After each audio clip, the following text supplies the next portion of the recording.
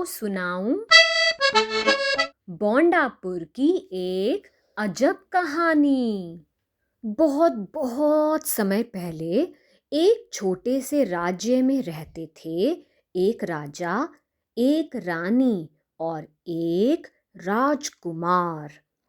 राजा और रानी को तो खाने पीने का शौक था, सब खा पी लेते थे, पर राजकुमार को नहीं, कुछ भी नहीं खाता, कुछ भी पसंद नहीं आता और हर रोज वह हंगामा खड़ा करता। बेकार, नहीं खाना, ले जाओ। अब रानी को और बर्दाश्त नहीं हो पा रहा था। एक दिन वह धड़धड़ाती हुई रसोई घर में पहुंची और जोर से चिल्लाई, उंगलियां नचाकर रसोइये पे गरजी, वो बनाओ जो राजकुमार खा ले, वरना सर कटवाने के लिए तैयार हो जाओ। राज रसोइये की तो सिट्टी पिट्टी गुम। सारी रात बेचारा रसोई में ही जुटा रहा, छानता रहा, कूटता रहा, छौंकता रहा, भूनता रहा, पीसता रहा, घिसता रहा, तलता रहा, लगा रहा। फिर जोर से रो पड़ा, हाय मैं तो मर गया।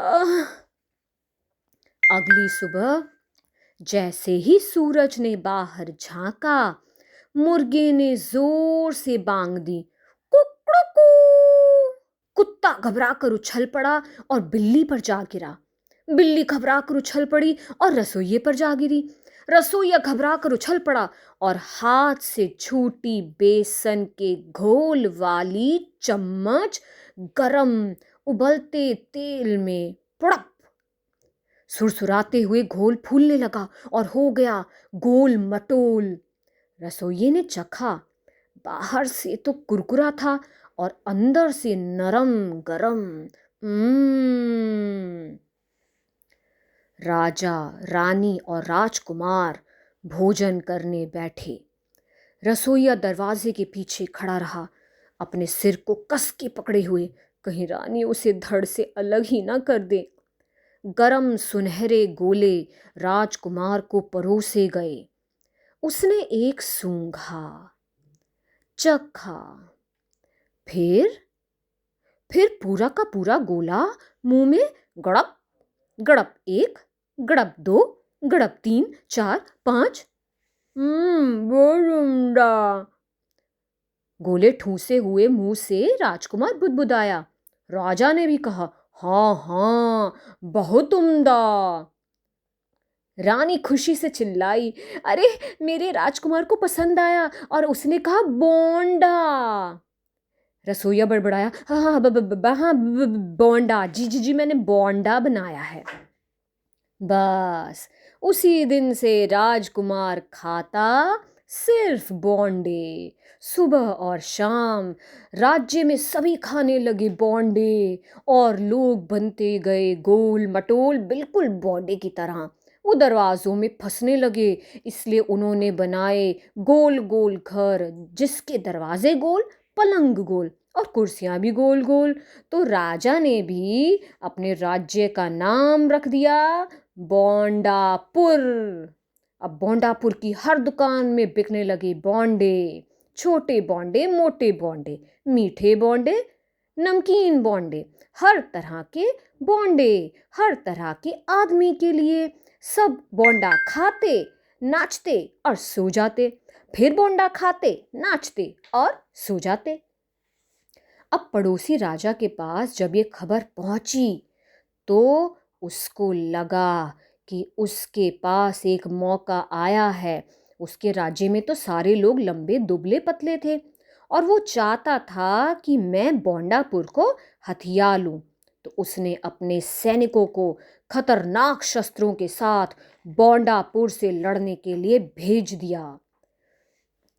राजकुमार को जब ये पता लगा तो उसने कहा, मेरी सेना को बुलाओ। सारे सैनिक हांफते हांफते महल तक पहुंचे, सारे गोल मटोल बौंडे जैसे जो हो गए थे। राजकुमार ने सैनिकों को देखा, सभी बौंडे ही लग रहे थे। कैसे लड़ेंगे ये? ओह! अब सोचते हुए राजकुमार ने कहा, मेरे आदेश की प्रतीक्षा करो और वो महल की सीढ़ियों पर चढ़ने लगा। लेकिन क्या उससे सीढ़ियाँ चढ़ गई?